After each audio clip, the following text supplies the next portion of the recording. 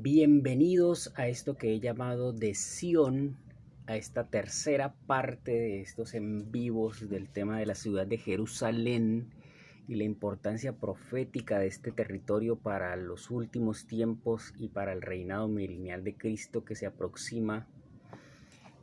Cada vez con más fuerza estoy creyendo que los eventos proféticos nos están impulsando hacia la caída del sistema humano de gobierno, hacia el fin de una era y hacia el regreso de Cristo a la tierra. Entonces, en este video que les había prometido la vez pasada, iba a hablar un poquito de la historia de Jerusalén y voy a tomar algunos apartes de la historia de Jerusalén, pero quería también aplicarlo a la vida de las personas, como la importancia que tiene esta ciudad. Bueno, uno de los aspectos en los que quiero hablar es haciendo una línea histórica de lo que fue la ciudad de Sion, o de que David la toma.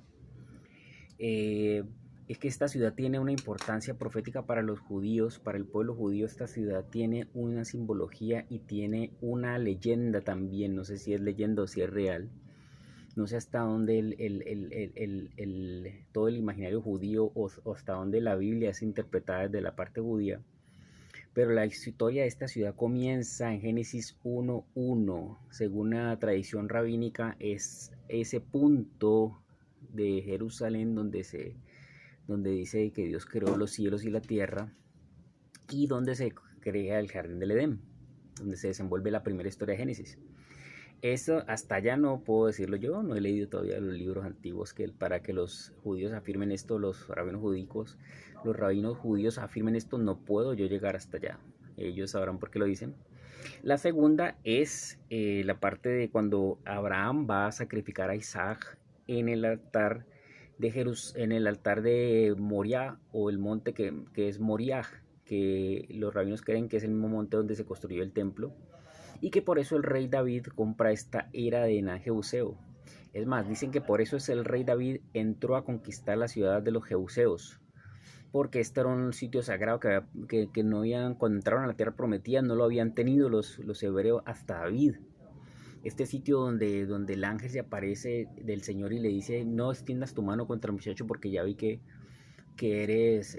vas a ser fiel al Señor. Y este monte Moriah, que es donde está la explanada del templo de Jerusalén en la antigua ciudad. La segunda importancia para los judíos es porque creen que ahí iba a sacrificar a Isaac, y que ese monte fue el que compró el rey David para establecer el templo del sacrificio, que ahí fue donde el ángel se apareció a destruir Jerusalén y se detiene. Y el rey David en este momento mira que se ha encontrado en un punto en la historia, un punto profético, en un sitio donde los cielos y la tierra se encuentran. Y la tercera importancia para los judíos, además de que ahí se construyó el templo, es que según la tradición rabínica también, allí es donde Jacob tiene el sueño. En estos montes de Jerusalén es donde no había ciudad en esa época. Jacob se queda dormido en una piedra y mira y ve una escalera del cielo a la tierra, ángeles subiendo y bajando. Entonces, todo esto es una compilación de cosas, de historias para la Jerusalén que se va a construir después, para la Jerusalén que se va a desenvolver en la historia. Pero como esto no es una clase de historia, entonces vamos a seguir adelante. Todo esto es lo importante. ¿Y qué tiene que ver esto con toda la historia y lo que va a acontecer ahorita en Jerusalén? Pues yo pienso, o desde el punto de vista personal, pienso que hay unas malas interpretaciones sobre todo lo que es la tradición judía rabínica, sobre todo lo que es el sionismo moderno, sobre todo lo que es la Sion moderna, sobre todo lo que es ese sueño de Dios de crear la ciudad santa. Tengo perro. De crear la ciudad santa para desenvolver allí toda la historia, para crear desde allí el centro del gobierno del reino de Dios. Entonces, ese Sion celestial, o ese Sion que es la ciudad que Abraham estaba persiguiendo, la ciudad que tiene fundamento, cuyo arquitecto y constructor es Dios, que es la ciudad de Jerusalén celestial, es la visión de la ciudad que viene del cielo. Ese es como el proyecto de Dios. Y no sé, él ha elegido este punto en la tierra, la quiso para reposo, como dice el Salmo 122, la eligió para que fuera la ciudad de Dios, la que fuera la ciudad del gran rey, la ciudad del Mesías. Y eh, pues tenemos varios puntos para tratar en esta historia de Jerusalén y cómo se va a desenvolver en estos últimos tiempos. Entonces decía yo que este altar donde era sacrificado, donde iba a ser sacrificado Isaac, este punto se convirtió en un punto ritual y el rey David, la visión del rey David era retomar este lugar y establecer allí lo que había pasado en Ramá, cuando los profetas profetizaban, lanzaban su música, tenían tañedores donde el cielo se conectaba con la tierra y ocurrían cosas milagrosas, y donde Dios establecía el gobierno de Dios sobre la tierra y sobre Israel. Entonces el modelo del gobierno de él era traer la presencia de Dios a través de música, artes, a través un sonido que venía del cielo, de una canción celestial. Ese era el modelo, no era con ejército ni con fuerza. Yo sé que el rey David es famoso por sus ejércitos, por sus peleas, pero el proyecto de Dios no era algo tan militante como tal, sino que el proyecto de Dios era que ese tañedor, que ese muchacho que se había criado entre las praderas con arpas, ese hombre que fue formado después para gobernar, para la guerra, que ese hombre trayera ese modelo del cielo de profeta, de tañedor, y que esto se manifestara en la tierra, y por eso de él viene el Mesías. Ese era el proyecto de Dios. Entonces, bueno, echándoles más el cuento, hay un punto en la historia de Jerusalén que es cuando se construye el templo. Ese es el primer punto en la historia importante. Yo creo que es cuando David toma esta ciudad y cuando su hijo Salomón construye el templo. Antes de estas dos está el reinado de David, está cuando él lleva el arca a Jerusalén. La entrada del arca a Jerusalén es muy importante. La entrada del arca a Jerusalén tipifica la entrada del Mesías a Jerusalén. La entrada del arca a Jerusalén tipifica la llegada de Jesús, la primera venida cuando vino montado en un burro y la segunda que va a ser en un caballo blanco de gran gloria. Se va a mover con tanto poder y la ciudad va a ser conmovida y la ciudad va a encontrar su propósito cuando Jesús vuelva. Cuando Jesús llegue, la ciudad va a encontrar su propósito y va a conectar otra vez el cielo con la tierra, porque el rey de Sión venidero es el rey de Sión antiguo que fue David, solamente es un tipo del rey venidero que es Jesucristo en su gloria entrando por la ciudad. Entonces, ¿qué ha pasado en la ciudad? La ciudad, desde ese momento en que el arca entra a Jerusalén, la ciudad entra en disputa, la ciudad entra en una batalla, la ciudad entra a ser disputada por las naciones para que esto no se dé, para que, o sea, la maldad se levanta para que Jerusalén no sea la ciudad del gobierno de Dios. La creación que ha caído rebelde se manifiesta en contra de todo esto. Entonces, en esa manifestación de en contra de todo esto es que vemos después cómo Israel cae en pecado, cómo Israel cae en idolatría, cómo Israel cae en toda esta perversión y cae de su lugar en que Dios la ha llamado. Y lo que cae es el arca. Lo que ellos más guardaban era el arca o la presencia de Dios, que tipifica la presencia del santo de los santos. Y lo que cae es el arca. El arca cae primero antes de construir el templo, antes de construir todo. El arca ya había caído con Saúl, con el rey Saúl. Pero David recupera el arca como un símbolo profético del Mesías venidero, como un símbolo profético del reino de Dios en la tierra. Y comienza a ver esa manifestación otra vez en que fluye el poder de Dios desde Jerusalén a las naciones. Y el arca cae después con los babilonios. El arca es capturada con los babilonios y según la historia judía, lo que ellos cuentan en sus relatos, el arca fue escondida por Jeremías, o el arca no fue llevada como tal con todos los utensilios a Babilonia, sino que es escondida por Jeremías y nunca más vuelve a ser encontrada. Entonces este artefacto, que es el que muchos teólogos piensan que aparecerá de la nada, con los arqueólogos como lo han encontrado en los últimos tiempos, para establecer allí otra vez el culto a Dios, y que es el que va a ser profanado por el anti-Meshía, por el anticristo, y es en donde se va a sentar y donde va a fascinar a las naciones con milagros, con su falso profeta, con todo su espíritu de engaño. Se va a sentar aquí. Es este artilugio, este artefacto que es el Arca de la Alianza, famoso por películas de Indiana Jones. Entonces Este artefacto tiene mucho que ver con la historia de Jerusalén. Entonces, hasta ahora no han encontrado, desde que los babilonios sacaron el templo, no se ha encontrado. Y no, por eso no ha podido ser establecido el culto como tal, como lo dejó el rey David. Ese era el mueble principal del culto. Recordemos que él tuvo una tienda que es el tabernáculo de David, que era solamente una tienda y solamente estaba el arca. Entonces la gente iba y se presentaba delante de Dios en esta arca y ofrecían ahí sacrificios de alabanza, de cantos, de acción de gracias. Eran sacrificios de paz, no era tal como el tabernáculo de Moisés anterior, sino que era un sacrificio que tipificaba ya lo que es el Nuevo Testamento, lo que es Jesucristo, lo que es la iglesia, lo que es toda esta redención, ya del poder tener acceso a la presencia de Dios. Eso lo tipificaba el tabernáculo de David. Y la promesa de Amós 8, que va a volver a ser restaurado el tabernáculo de David, lo estamos viendo en los últimos tiempos. Tenemos a un pueblo cristiano por toda la tierra, por todo el globo, ofreciendo adoración desde donde sale el sol hasta donde se pone, tal como lo dice en Isaías, tal como lo dicen los profetas, lo dice Malaquías también. Desde donde sale el sol hasta donde se pone, están ofreciendo ese incienso. La iglesia de Cristo es como ese pueblo. Y cuando Jerusalén se une a este incienso, entonces va a haber una explosión del reino de Dios en la tierra y va a preparar la venida del Mesías.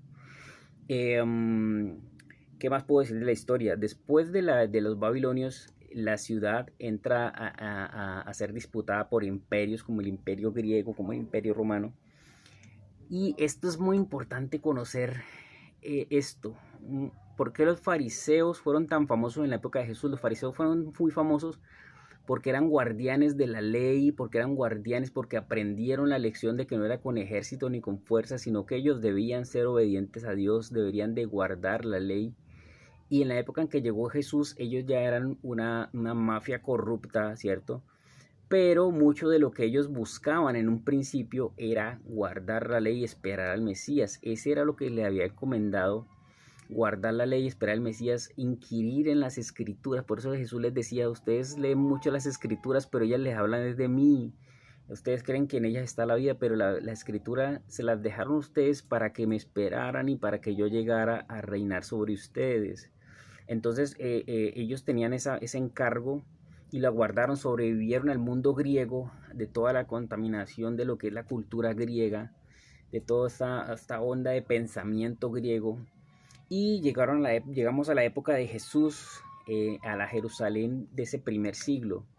Esa Jerusalén, hay algo que pasa, y en esa Jerusalén del primer siglo vemos cómo se encuentra esa mentalidad o el reino que vino a traer Jesús choca contra los fariseos, que eran los sumos guardianes de la ley o los sumos guardianes de esperar la promesa.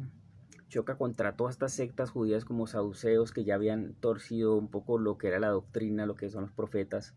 Vemos cómo choca con todo este judaísmo de primer siglo, y vemos cómo ellos no esperaban este Mesías, no esperaban un Mesías que perdonara a los enemigos. Número uno, no esperaban un Mesías que viniera a ofrecerse a él mismo como sacrificio. No esperaban un Mesías que tocara leprosos, que sanara a enfermos, que perdonara a prostitutas. Un Mesías que hiciera todas estas cosas, ellos no lo esperaban. Ellos esperaban que el reino de Dios ocurriera en un instante. Esperaban que el reino de Dios viniera y ocurriera en un punto, y que de ahí para allá todo sería diferente, y que los que guardan la ley son los que van a entrar al reino de Dios. Y en cierta medida puede ser veraz esto, pero no fue como ellos querían que fuera, fue como Dios quería que fuera. Entonces no entramos al reino de Dios sino por el cumplimiento, pero en el cumplimiento no podíamos nosotros sino morir, porque ninguno de nosotros ha cumplido la ley. Entonces en el cumplimiento de todo esto viene el Mesías a pagar el precio de la condena de todos nosotros.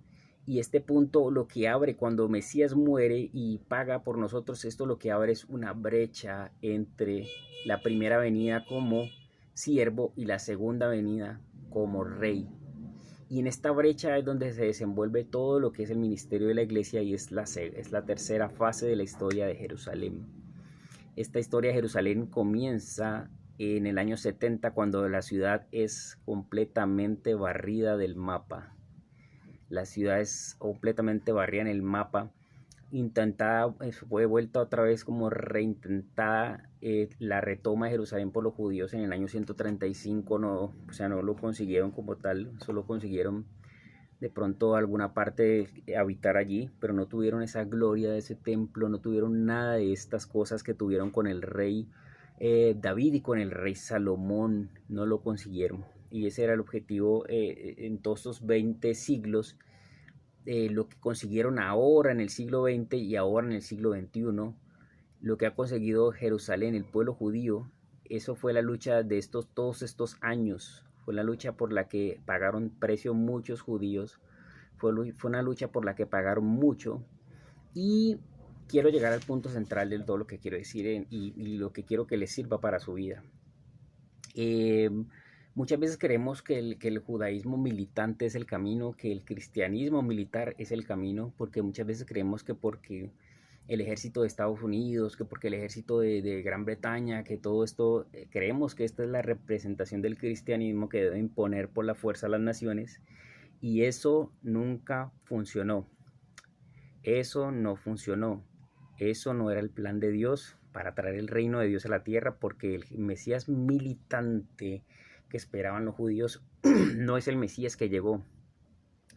Y ahora tenemos a Jesús que nos abre la puerta de la misericordia, del perdón, que nos limpia todos los días, que nos restaura, que nos está preparando para este reino venidero, diciéndonos que eso no es el camino.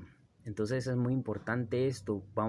Viene un choque de mundos, porque aproximadamente 6 siglos después nace algo que llamamos, o la religión que se llama el Islam.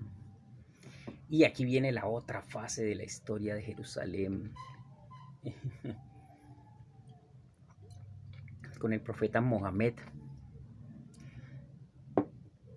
Entonces, según la historia, 6 siglos después, comienza a surgir todo el movimiento del islamismo, comienza a surgir todo el movimiento del Islam, y comienza la toma de Jerusalén en tiempo después de morir Mohammed. Viene la toma por parte de los musulmanes de Jerusalén, ¿cierto? Y dura así algunos siglos, pero ocurre un suceso de lo que yo les digo, el cristianismo militarizado. Llegan unos mal llamados cristianos, porque no son el ejemplo de Jesús, a masacrar en el año 1099 a Jerusalén, a barrer con todos los judíos que vivían allí, con todos los musulmanes, a masacrarlos. Y esta ciudad vive su tercer baño de sangre espeluznante, horrible. No se había visto desde los babilonios, no se había visto desde el año 70 cuando cayó. Esta ciudad vive otra vez un baño de sangre por parte de los cruzados, de las cruzadas. Entonces, esta idea de que el reino de Dios va a venir por ala militar a la tierra, por imponerlo por la fuerza, esta idea no es plenamente musulmana, aunque Mohammed era militante, era muy militante, era una persona que ya conocemos de todas esas cosas que no representan en nada a nuestro Dios. La idea del yihad, o de la guerra, o de establecer el reino de Dios por la guerra, es de los cruzados. Es una herencia que les dejaron, una sed de venganza que quedó en el corazón de este pueblo, y ellos no olvidaron nunca lo que fueron las cruzadas. Es como si lo recordaran. Inclusive al cristianismo occidental lo llaman los cruzados hoy en día, cuando ya han pasado más de 1000 años, cuando ya han pasado muchísimo tiempo, lo llaman así, los cruzados. Entonces ese yihad, esa palabra traducida al árabe, pero que es de los cruzados, es de los cruzados. Se lo llevaron un cristianismo mal interpretado de la escritura, y lo llevaron al Islam, contaminaron el Islam con esta doctrina de que el reino de Dios entraría a la tierra por fuerza militar. Y esto va a sigue contaminando nuestros días, aunque nosotros no creemos eso como tal, como los cristianos hoy en día, protestantes, no creemos eso como tal. En muchas de nuestras ideas creemos que nosotros vamos a traer el reino de Dios porque nos lanzamos a la política, porque estamos en todas las esferas de la sociedad, vamos a transformar al mundo. Y olvidamos que el mundo caído, Dios tiene un plan para rescatarlo. Nosotros solamente somos herramientas dentro de ese plan. Nosotros solamente estamos llevando el perdón, la reconciliación, estamos preparando al mundo para lo que viene. Ese es el sentido de la iglesia. Si leemos todo el Nuevo Testamento, cartas paulinas, los apóstoles, los evangelios, estamos como iglesia es preparando al mundo y preparándonos nosotros para lo que viene, que es el establecimiento del reino de Jesucristo en la tierra. No es que nosotros lo vayamos a traer, no es que nosotros vamos a imponer militarmente, ideológicamente, razonablemente a las personas. Las personas no van a entender por raciocinio porque están bajo el poder del maligno.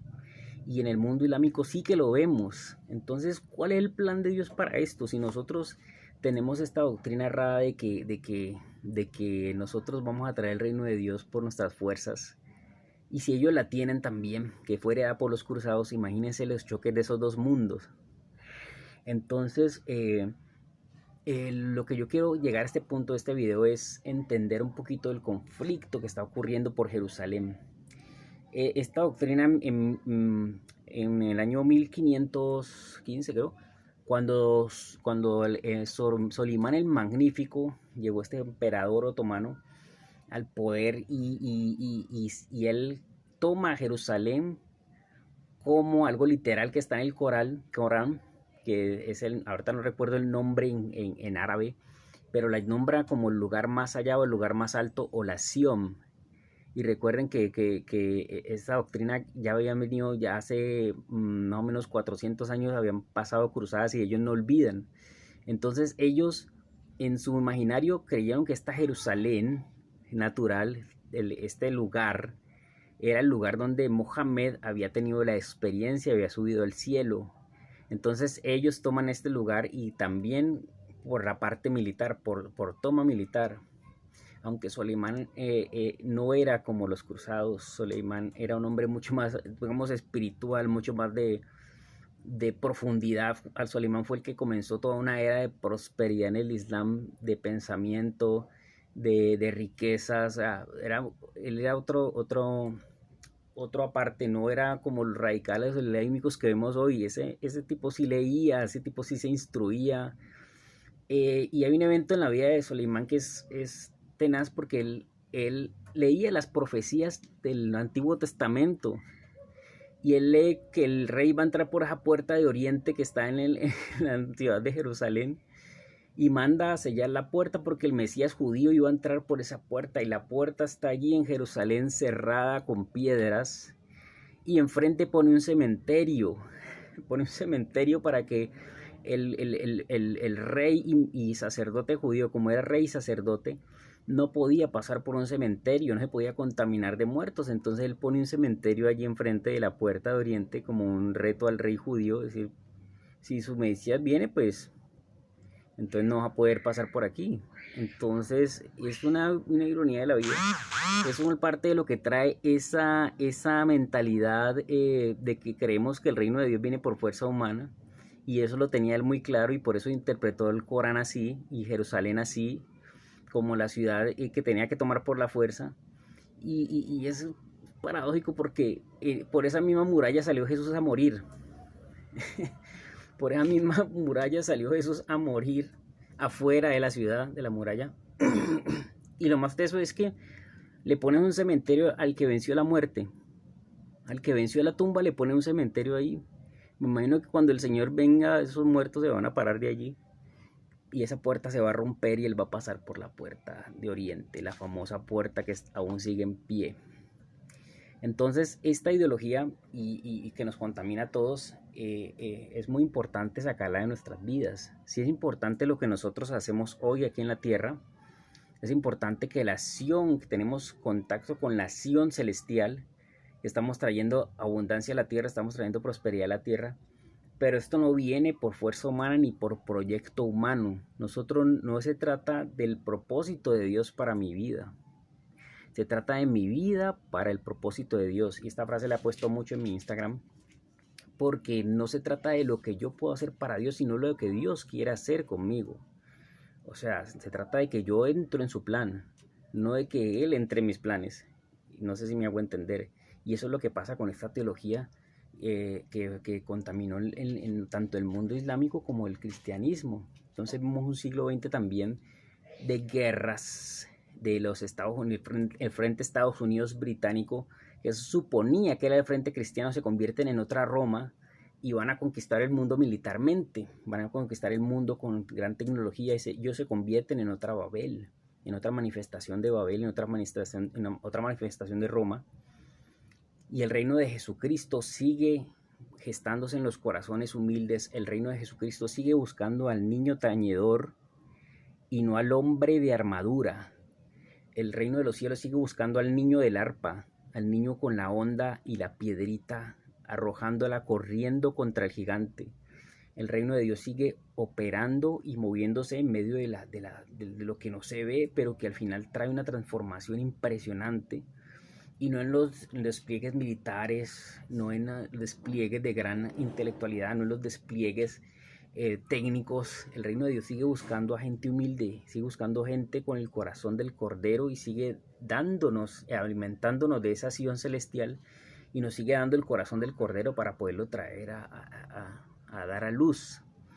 Y el Rey Mesías Jesús es tan importante en nuestra vida, es tan importante alimentarnos de la humildad que es Él, es tan importante alimentarnos de la salvación que es Él, pero de la carácter de lo que es Él, como humilde cordero, pero también como hombre de verdad, o sea, Él, siempre hombre de verdad, siempre hombre centrado, siempre rey, o sea, rey no dominante, sino rey, ¿cómo te digo? Rey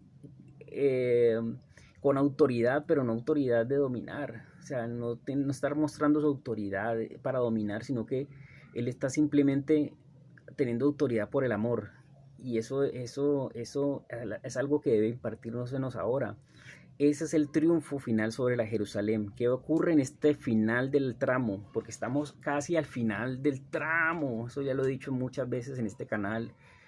¿Qué es lo que va a ocurrir con este Islam militante que está usando sus refugiados para expandir el Islam? Porque ellos no los ayudan, sus amigos de Arabia Saudita ni Emiratos que están nadando en petróleo. Ellos no ayudan a sus refugiados, ellos los envían a países que están debilitado el cristianismo, que es la peor amenaza para ellos, en el que el cristianismo se ha visto erosionado por ateísmo, por secularismo, por dualismo, por separatismo de lo secular y lo sagrado. Ellos envían a estas personas como carne de cañón, pero en realidad están expandiendo el Islam a través una mendicidad religiosa, o sea, de una cultura de mendicidad. Bueno, reciben a tantos refugiados porque se quedaron sin techo, se quedaron sin nada. Y estas personas están difundiendo el Islam por el mundo. Y ellos vienen a tener hijos en todos estos territorios. Y entonces, ¿qué estamos nosotros haciendo como iglesia? Estamos preparados para la recta final, para nosotros ser Jesús hoy, porque Jesús necesita ser encarnado entre estas personas hoy. Nos vamos a poner enfrente de la Roma, a poner nuestras manos para ser oradas y nuestros pies para mostrar amor, para detener a la bestia, para detener todo este embate del mal, toda esta investida del mal, para mostrarles que Dios los sigue amando y nosotros confiados en nuestra vida eterna, en lo que nosotros somos en Él. No se va a perder nada de lo que hemos hecho en Él ni de lo que somos en Él. Estaremos confiados como para entregar nuestras vidas para amar a estas personas. Entonces el Rey Mesías lo van a ver, mirarán a mí a quien traspasaron. Y estaba leyendo un Salmo 22 cuando Jesús es puesto en la cruz, cuando el rey David vio esta visión profética de la crucifixión, del el hombre que es golpeado, que es acechado por los enemigos, de este sufriente siervo, está viéndolo en el Salmo 22, y eso lo quiero leer para tenerlo ahí claro, porque ese carácter es el que va a traer el resultado de lo que dice ese Salmo 22, va a venir en el carácter del Cordero, no va a venir por ala militar. O sea, nadie va a entender por las malas, ni por bombas, ni por hackeos, ni por invasiones militares, ni por invasiones culturales, comerciales, ni porque le lavan el cerebro, nada de esto. Este Salmo 22 dice lo que va a pasar cuando todo lo que pasa en la cruz es increíble, porque dice, Dios mío, Dios salvará al humilde de ojos. Versículo 23, es lo que estoy buscando, pero es increíble. Fueron destruidos nuestros adversarios, el fuego consumió, lo de ellos quedó. Vuelve ahora en amistad con él y tendrás paz. Ah, no, esto es Job, perdón. Estoy leyendo en Job. Decía, ay Dios mío. Estoy leyendo en Job 22. Entonces en este capítulo del Salmo 22 está primero diciendo que Jesús es golpeado, que es crucificado. Pero luego dice en el 27, Salmo 22, 27, se acordarán y se volverán a Jehová. Todos los confines de la tierra y todas las familias de las naciones adorarán delante de ti, porque de Jehová es el reino y él regirá las naciones. ¿Cómo Dios va a conseguir eso? ¿Cómo Dios va a conseguir este imposible de que este mundo islámico que está en tanta oscuridad, en tantas tinieblas, se vuelvan a él en esta recta final, en este escenario final de los días, cuando va a aparecer un falso Mesías, un anticristo allá? ¿Cómo Dios va a usar todo esto para que se caiga la máscara de Satanás, para que se caigan lo imperio de las tinieblas que ha estado en este mundo islámico, que es la cuarta parte del mundo de gente creyente en esto? ¿Cómo Dios va a hacer para que esto se caiga? Pues aquí en Salmo 22 ya dio todo lo que es la crucifixión.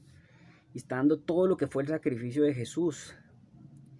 Y esto es lo que va a abrir este menosprecio, este sacrificio, esta muerte de él, esta alabanza que él da en el 25, de ti será mi alabanza en la gran congregación, mi voto os pagaré delante de los que le temen, comerán los humildes y serán saciados, alabarán a Jehová los que le buscan, vivirán vuestro corazón para siempre, se acordarán y se volverán a Jehová todos los confines de la tierra. Van a ocurrir sucesos en Oriente Medio, y en este centro, este punto que es Jerusalén, Sion, van a ocurrir sucesos que van a apuntar cada vez más al que traspasaron. Va a ser algo innegable. Muchos van a morir como mártires cristianos en este punto. Van a subir a morir a Jerusalén, como dice Jesús.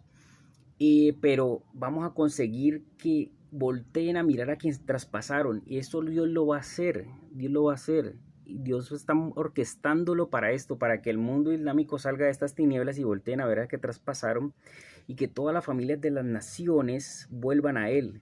Esto es una obra de él. Todos correrán, comerán y adorarán, todos los poderosos de la tierra se postrarán delante de él, todos los que descienden al polvo, aunque aún el que no puede conservar la vida a su propia alma, la posteridad le servirá. Esto será contado de Jehová hasta la postrera generación. La postrera generación, lo que estamos viviendo.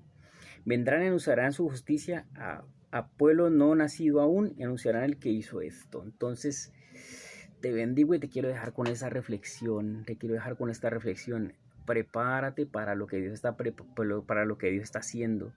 Entra en la onda de este espíritu profético de Sión, del tañedor, del que trae la presencia de Dios a la tierra, y ve por esa revelación de la ciudad donde fue crucificado el Mesías, la ciudad donde Él volverá, y el punto en la tierra donde se abrirá los ojos de las naciones y verán al que traspasaron, donde las familias adorarán al Rey, donde se darán cuenta de que Él es su salvación y su redención, donde van a haber conversiones por millones al ver los sucesos y al confirmar que el Rey Mesías es Yeshua, Jesucristo, el que entregó su sangre en el madero, y que ningún otro puede usurpar ese lugar. Entonces te bendigo y que el ala militante salga de tu corazón, que el sionismo militante salga de tu corazón, que las efervescencias políticas apasionadas salgan de tu corazón y que te llenes tu corazón solo de ver al Cordero, de ver al Rey de Gloria, que tu corazón se arda como arde el mío, de esperar por esta promesa para que las naciones sean liberadas. Solo Dios lo puede hacer y Él lo está haciendo. No te pongas a ver las noticias malas o cómo las leen las noticias, cómo te leen las noticias desde los medios convencionales que son manipulados desde el poder. No te dejes manipular, mira las noticias desde lo que Dios está haciendo y lo que Él ya anunció que va a hacer. Y te bendigo y gracias que puedas seguir viendo estas series mías. Espero poder cerrar con broche de oro ya. No sé si este sea el último en mucho tiempo, si haya otro más, pero te bendigo, gracias, dale me gusta, aunque a veces no te va a gustar mucho lo que digo. Dale me gusta y comparte lo que más puedas. Te bendigo y si es que es muy largo, pues entonces trata de verlo por partes. Te bendigo, te amo en el amor de Jesús y espero que puedas recibir esta revelación. Bye bye.